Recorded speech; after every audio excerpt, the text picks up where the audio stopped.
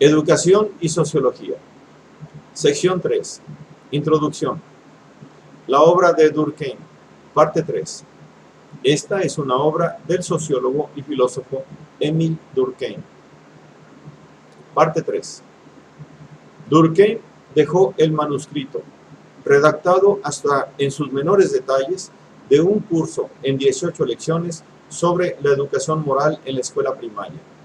He aquí su estructura general. La primera lección viene a ser una introducción acerca de la moral laica.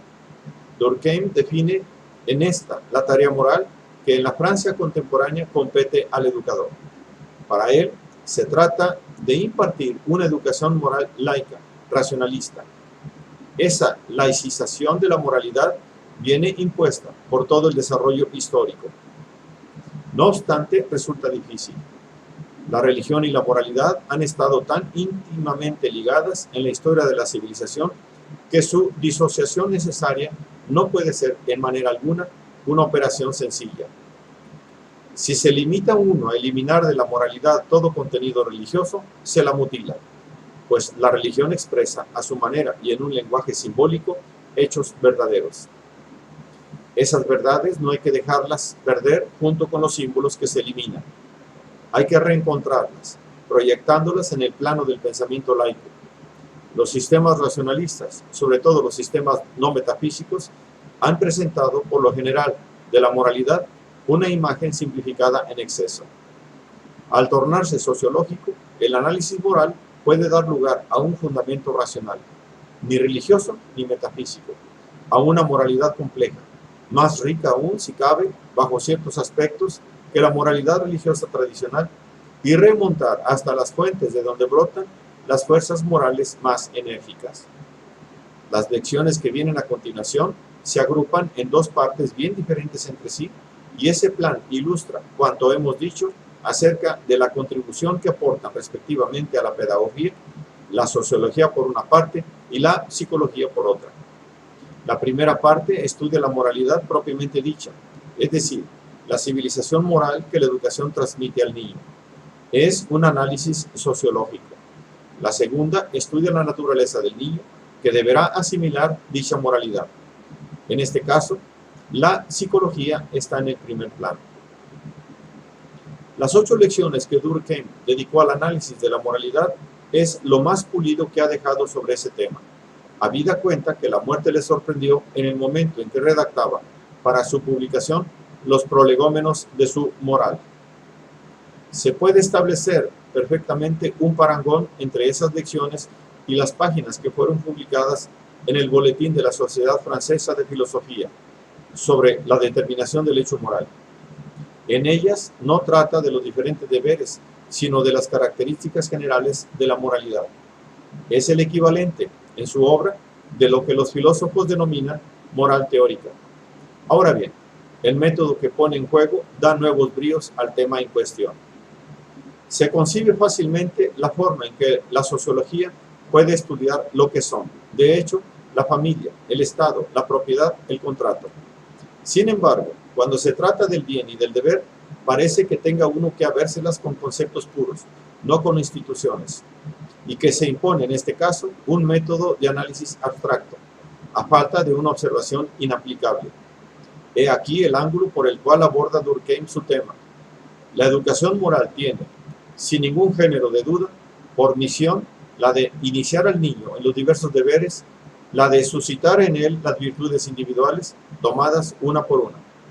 Pero también tiene la misión de desarrollar en él la aptitud general para la moralidad, las disposiciones fundamentales que son raíz propia de la vida moral, la de constituir en él el agente moral, presto a las iniciativas que son la base del progreso. ¿Cuáles son, de hecho, en la sociedad francesa contemporánea, los elementos del temperamento moral, cuya realización es la meta hacia la que debe tender la educación moral general? Esos elementos se los puede describir, comprender tanto su naturaleza como su papel. Y a fin de cuentas, es esa descripción la que constituye el contenido de las morales llamadas teóricas. Cada filósofo define, a su manera, esos elementos fundamentales. Sin embargo, construye más que describe. Podemos rehacer esa misma tarea tomando por objeto no ya nuestro ideal personal, sino el ideal que es, de hecho, el de nuestra civilización. De esta suerte, el estudio de la educación moral nos permite captar en los hechos las realidades a las que corresponden los conceptos muy abstractos que manejan los filósofos. Pone a la ciencia de las costumbres en condiciones de observar lo que es la moralidad en sus características más generales, dado que en la educación percibimos la moralidad en el momento en que se transmite, en el momento en que, por consiguiente, se diferencia más netamente de las conciencias individuales en cuya complejidad está habitualmente sumida. Durkheim reduce a tres esos elementos fundamentales de nuestra moralidad. Son el espíritu de disciplina, el espíritu de abnegación y el espíritu de autonomía. Señalemos, a título de ejemplo, qué plan sigue Durkheim en el análisis del primer elemento. El espíritu de disciplina es a la vez el sentido y la inclinación de, y por la regularidad, el sentido y la inclinación de, y por la limitación de los deseos, el respeto de la regla, que impone al individuo la inhibición de los impulsos y el esfuerzo. ¿Por qué la vida social exige regularidad, limitación y esfuerzo?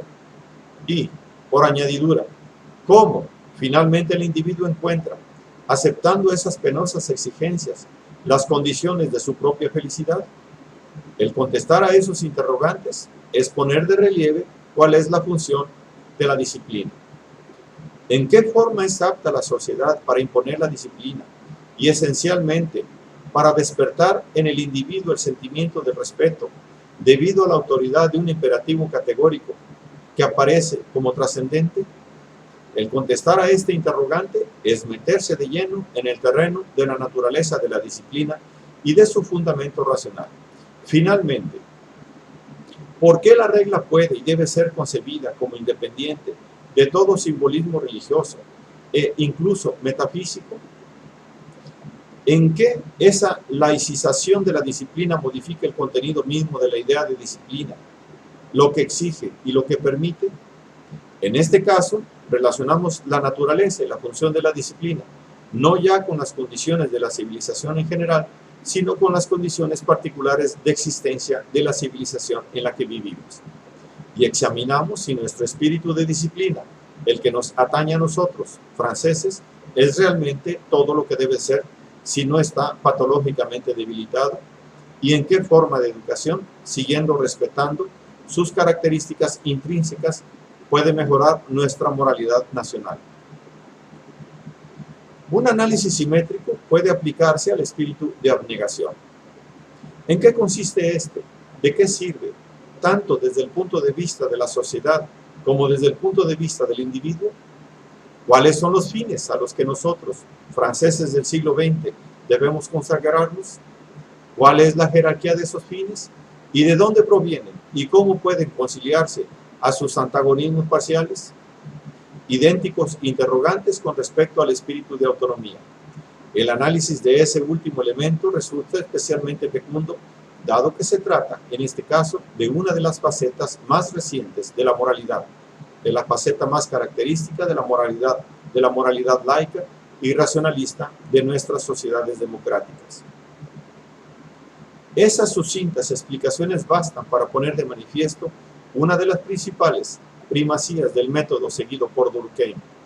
Consigue exponer toda la complejidad, toda la riqueza de la vida moral, riqueza hecha de oposiciones que no pueden jamás estar más que parcialmente fundidas en una síntesis armoniosa, riqueza tal que ningún individuo, por muy insigne que sea, puede jamás aspirar a llevar dentro de sí, a su más alto punto de desarrollo, todos esos elementos y de esta suerte a realizar integralmente en sí solo la moralidad en toda su extensión.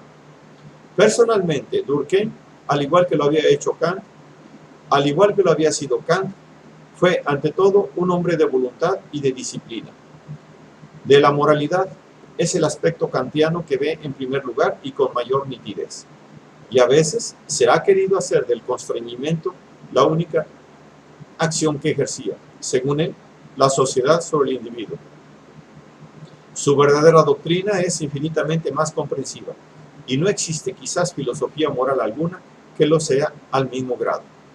Por ejemplo, ha dejado bien demostrado que las fuerzas morales que constriñen e incluso violentan la naturaleza animal del hombre ejercen asimismo sobre el hombre una atracción y una seducción que son a esos dos aspectos del hecho moral que responden las dos nociones del deber y del bien.